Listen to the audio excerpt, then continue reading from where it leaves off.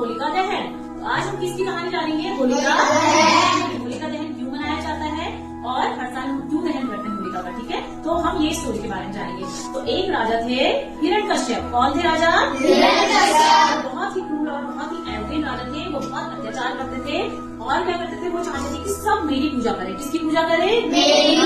तो लेकिन उनके एक पुत्र थे, कौन? प्रहलाद, जो बहुत शांत स्वभाव के थे और वो विष्णु जी के परम भक्त थे। किसकी पूजा करते थे वो?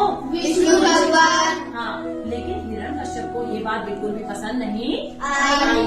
तो फिर हिरण्यकश्यप चाहते थे कि उनका जो पुत्र है प्रहलाद, वो किसकी तरह बने?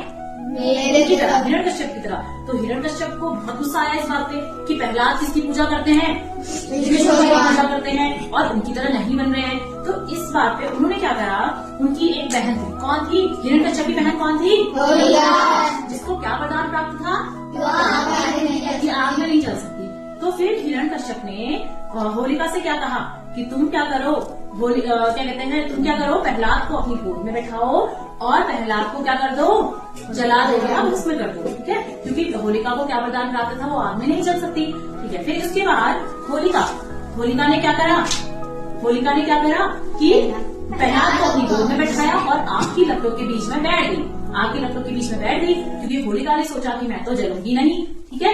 तो प्रहलाद भी खुशी खुशी होलिका की गोद में बैठ गए और उन्होंने अपनी आंखें बंद करी और क्या जाप करने लगे? ओम विष्णु देवाय नमः। क्या जाप करने लगे? ओम विष्णु देवाय नमः। विष्णु भगवान जी के मंत्र का जाप करने लगे और उनका ध्यान लगाने लगे। विष्णु, उन्होंने हाथ जोड़े और ध्यान लगाया, ठीक है? तो इस प्रकार फिर क्या हुआ कि होलिका धीरे धीरे क्या होने लग गई? जलने लग गई। होलिका क्या होने लग गई? जलने लग गई, क्योंकि उनको वरदान तो प्राप्त था, लेकिन अगर वो गलत काम करेंगी तो फिर भगवान वरदान को तो वापस ले लेंगे ना। तो भगवान ने क्या करा, उस वरदान को वापस ले लिया और उनको तुरंत वरदान हटा दिया। तो वो क्या करने लगी? जलने लगी। आग की लपटें तेज होने लग गई और होलिका धना करके धू करके भस्म हो गई, ठीक है? और प्रहलाद मंत्र का जाप करते रहे। विष्णु जी ने उनको वरदान देके उनको बचा लिया। तो प्रहलाद बच गए, ठीक है? और इस प्रकार किसकी जीत हुई?